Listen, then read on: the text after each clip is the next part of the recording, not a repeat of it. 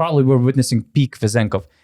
Is peak Vezenkov enough for the NBA? And how, in what ways your opinion has changed regarding his NBA potential? My opinion didn't change much, honestly.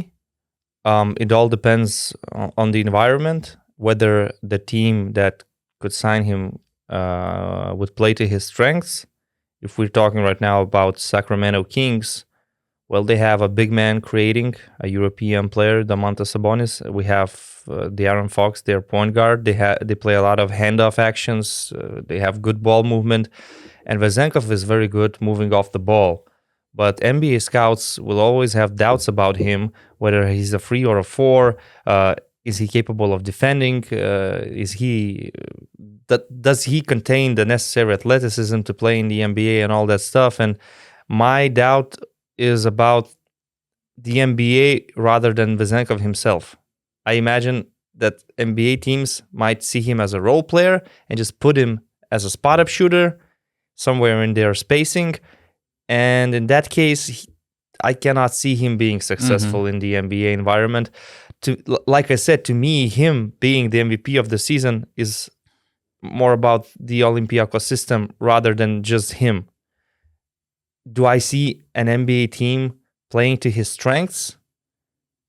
If they sign him as a role player, a backup, or something like that, I don't think so. I think he's EuroLeague star material, but the NBA maybe doesn't fit his strengths. That's a good point, because I remember I had this conversation about Nicola Melli. Nicola Melli was also put something like a spot-up shooter in the NBA environment in New Orleans.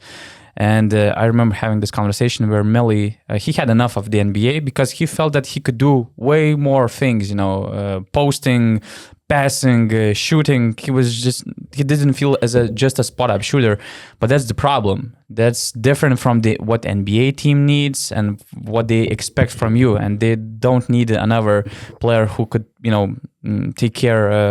carry the ball and stuff like that. So I think it's the same for Vezenkov. It's one of those doubts that the NBA people also have, the role he's gonna get. Because I had some interesting, I had multiple conversations with NBA people, and they said that if you put him as a spot-up shooter, for instance, he's not as good as Nikola Mirotic was in the NBA. They have doubts if he could not use to his strengths, if he could be as efficient even as maybe Maxi Kleber is in Dallas.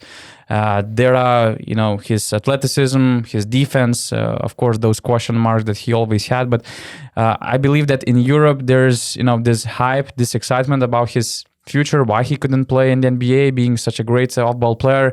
But NBA is just a different world. And so far, I would say from all those conversations that I had, I heard more skepticism than excitement and true belief in his NBA potential. That makes sense, because if let's say Sacramento Kings sign him, they wouldn't sign him as an MVP with big money for a big role in the team. They would sign him to some mid-level contract.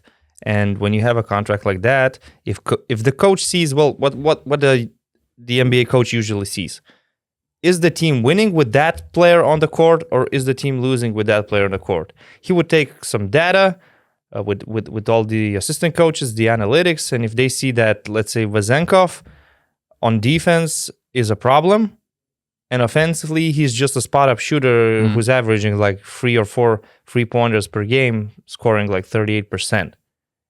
It would be an easy decision for them just to put him out of the rotation, because we can talk about Gabriel Deck being one of the best small forwards in EuroLeague.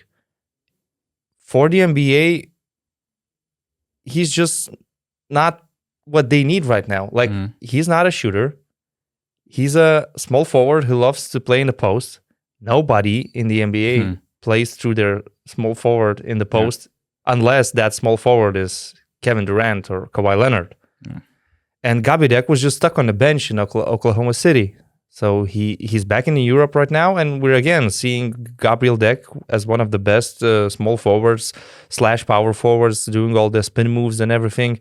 And honestly, if we're talking about a stretch player to go to the NBA, it's better if you're a 4/5, if you can play as a stretch center, rather than a 3/4 that Vezenkov is. I would love to see him continuing with Olympiacos for more years, actually, because I just doubt that NBA is the right fit for him.